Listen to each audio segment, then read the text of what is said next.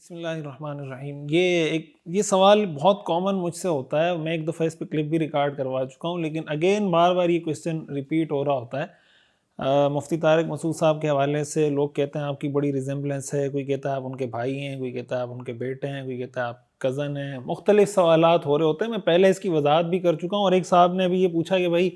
آپ اگر ان کے بھائی بیٹے ہیں تو آپ شادیوں پہ اس طرح بیان کیوں نہیں کرتے جس طرح وہ کرتے ہیں؟ تو بھائی میں پہلے یہ وضاحت کر چکا ہوں کہ میرا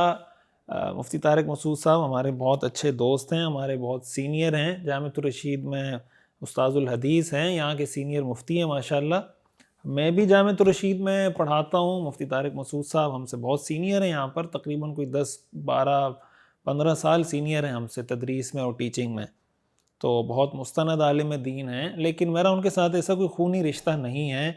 کہ ان کا بھائی یا بیٹا یا کزن، ایسا کوئی رشتہ میرا نہیں ہے۔ یہ بات میں پہلے بھی بتا چکا ہوں، ابھی دوبارہ میں یہ بات ریپیٹ کر رہا ہوں۔ مفتی طارق مسعود صاحب اردو سپیکنگ ہیں، وہ پٹھان ہیں لیکن انڈیا والے خان پٹھان ہیں، اور میں پاکستانی پٹھان ہوں، پاکستانی خان ہوں، تو اس لیے کوئی رشتہ ہمارا اس نوعیت کا نہیں ہے۔ باقی یہ جو پوچھا جا رہا ہے، اور یہ کئی دفعہ لوگ مجھے کہہ رہے ہوتے ہیں کہ آپ شادیوں پہ بیان کریں اور آپ شادیوں پہ اس طرح بیان کیوں نہیں کرتے، تو بھائی ہر ٹاپک ہر آدمی کو میرے خیال سے نہیں بیان کرنا چاہیے۔ مفتی طارق مسعود صاحب کر رہے ہیں، میرے خیال سے فرض کفایہ ادا کر رہے ہیں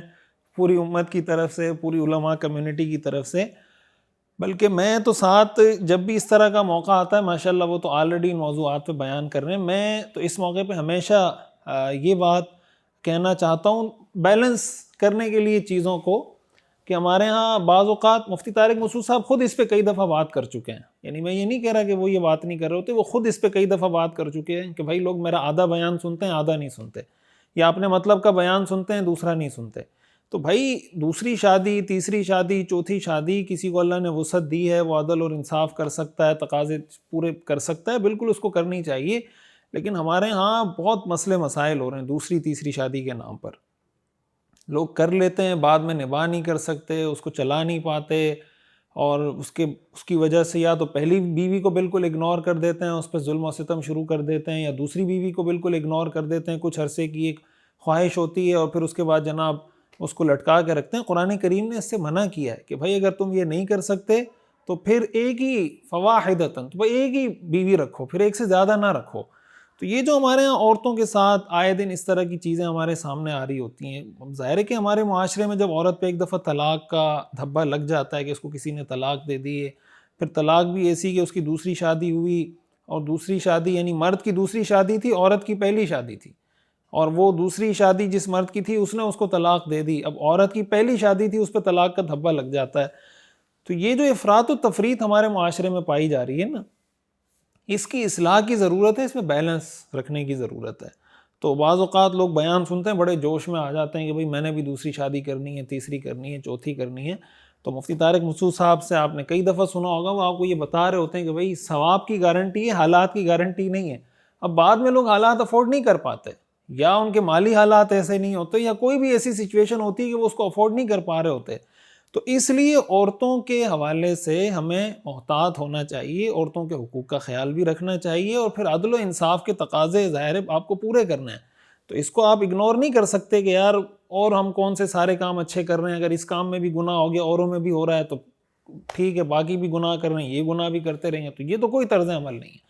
پھر کم از کم اس کو ایسا شرعی ٹائٹل تو نہ دینا کہ میں نے اس کو سنت سمجھ کر اور قربانی سمجھ کر اور کوئی بڑا کام سمجھ کے کیا ہے، پھر کہیں بس،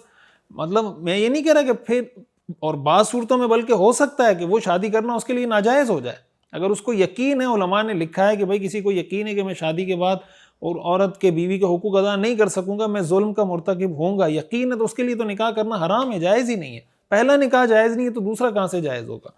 تو اس لیے اس کے اندر بڑا بیلنس رکھنے کی ضرورت ہے، اور میں یہ کہوں گا کہ مفتی طارق مسعود صاحب کے بیانات سننے والے ان کے پورا بیان سنا کریں، وہ اپنے مطلب کا تو سن لیتے ہیں، باقی چھوڑ دیتے ہیں، نتیجہ اس کا یہ ہوتا ہے کہ پھر عورتیں رگڑے میں آ رہی ہوتی ہیں، ان کو پریشانی ہو رہی ہوتی ہے۔